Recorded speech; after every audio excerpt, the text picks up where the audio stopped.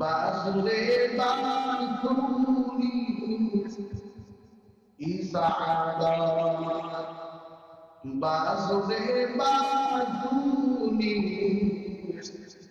তালা বর্ষাল গোদায়ে বংশীদা তালা বর্ষাল গোদায়ে বংশীদা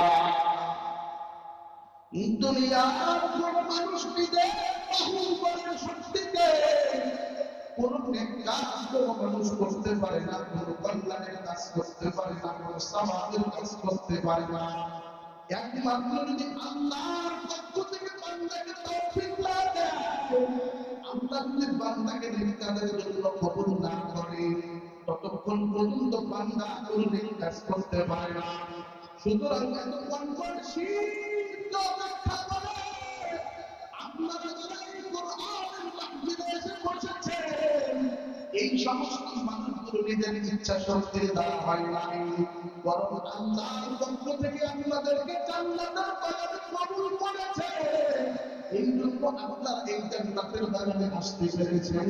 এই জন্য চিৎকার দিয়া বলি একবার আলহামদুলিল্লাহ।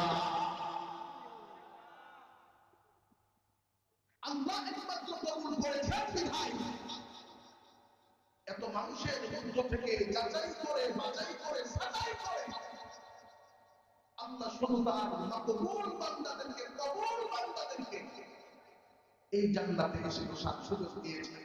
এই জন্য শুকরিয়া আল্লাহর।